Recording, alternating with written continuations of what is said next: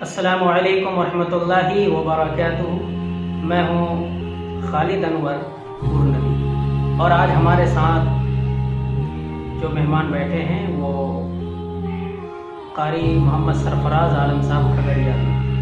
General secretary جمعیت علماء ضلع کھگڑیا۔ آپ جانتے ہیں جمعیت علماء ہند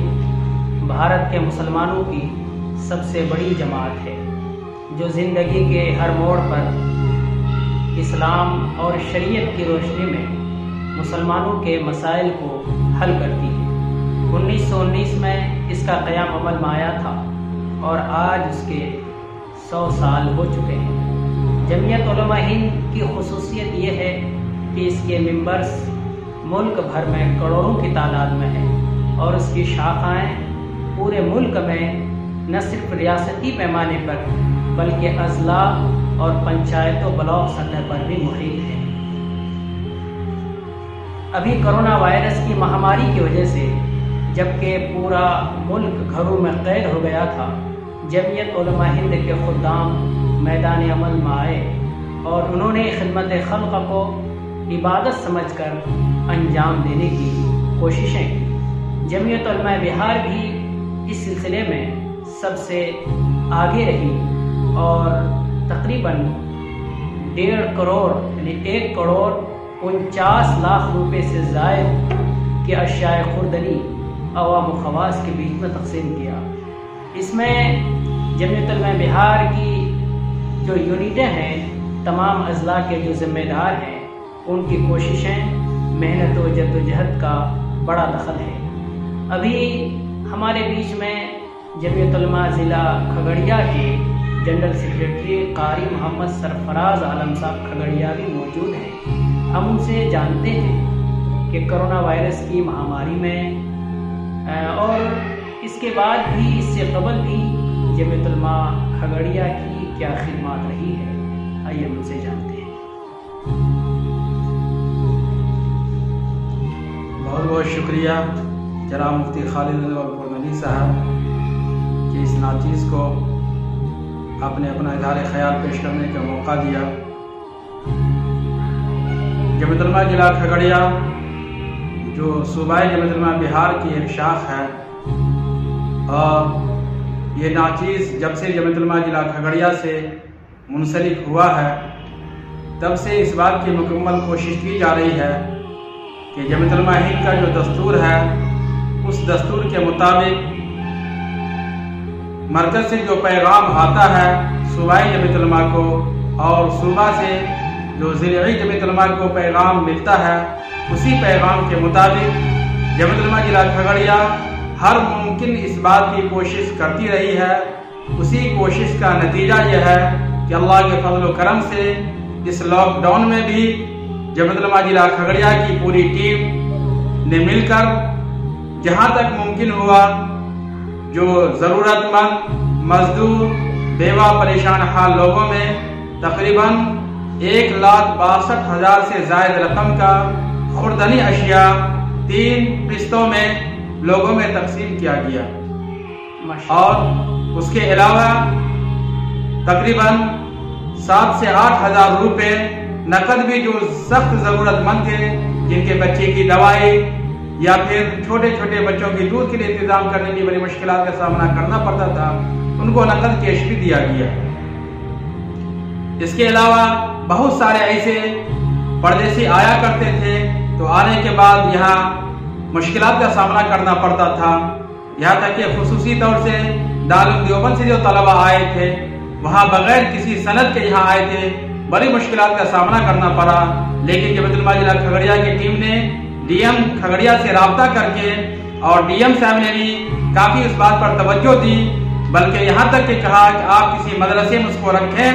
کیونکہ دارالعلوم دیوبند کے طالب علم ہے، اس کو رکھیں، وہیں میں میڈیکل جانچ کی ٹیم کو بھیج کر جانچ کروا کر ہوم کوارنٹائن کا سند دلوا دوں گا۔ اور ڈی ایم صاحب نے بھی اپنے وعدہ کے مطابق ایسا کام کروایا۔ تو تمام طلباء کو جمعیت علماء ضلع کھگڑیا نے مشورے سے طے کر کے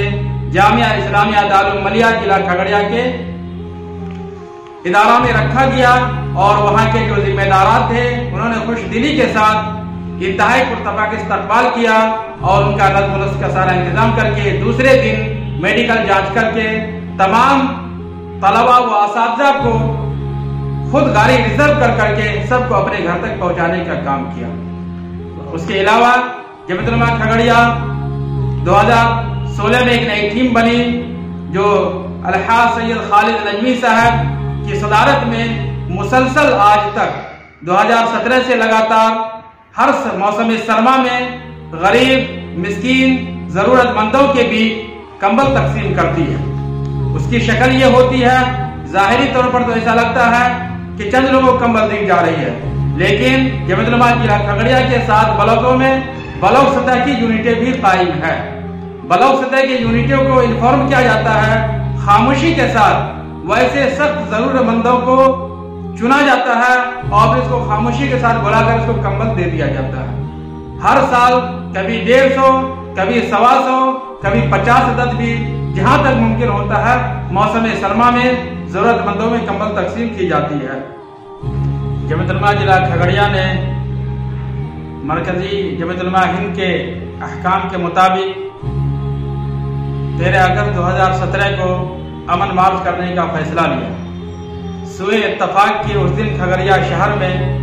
رات سے ہی زوردار بارش ہو رہی تھی، لیکن پھر بھی جمعیت علماء ضلع کھگڑیا کے خدام نے ہمت نہیں ہارا۔ انہیں پکا ارادہ کر دیا تھا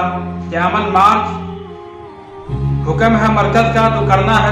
ہر حال میں کرنا ہے۔ لگ بھگ ہم لوگوں نے بارش ہوتے ہوئے بھی یہ ارادہ کر لیا، اگر 10 بجے دن تک بارش نہیں بھی چھوٹتی ہے تو بھی امن مارچ کرنے کا ذہن بنا لیا ہے تو کریں گے، چاہے جتنا ہی لوگ صحیح۔ لیکن اللہ کے فضل سے 9:30 بجے کے بعد ہی بارش چھوٹ گئی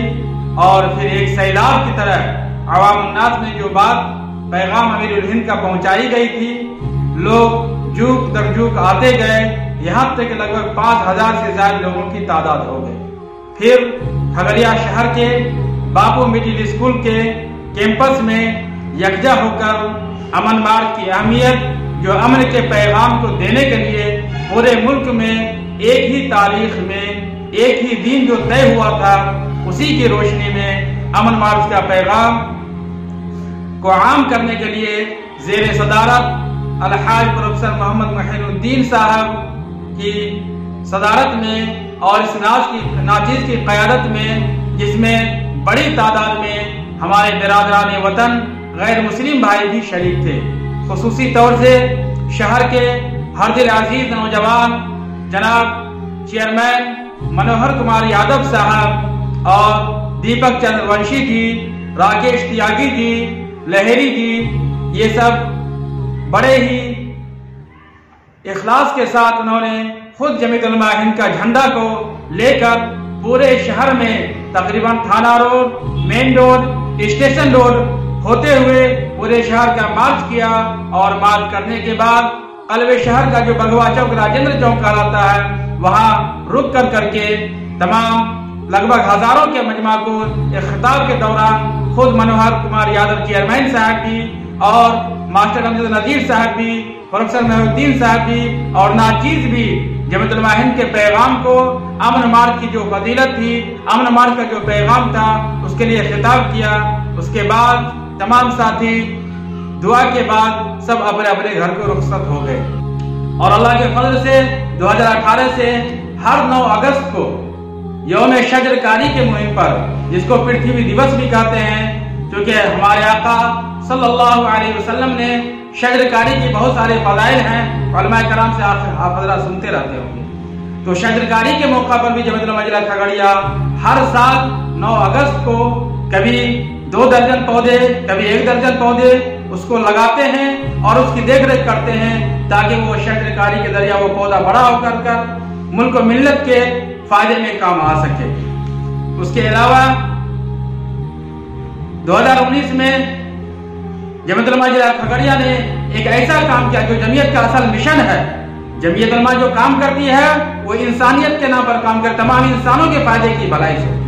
کیونکہ ہمارا آقا صلی اللہ علیہ وسلم तमाम इंसानों के नबी थे, इसलिए तमाम इंसानों की भलाई को मद्देनजर रखते हुए, तमाम इंसानों से मोहब्बत का सबक सिखाते हुए उन्होंने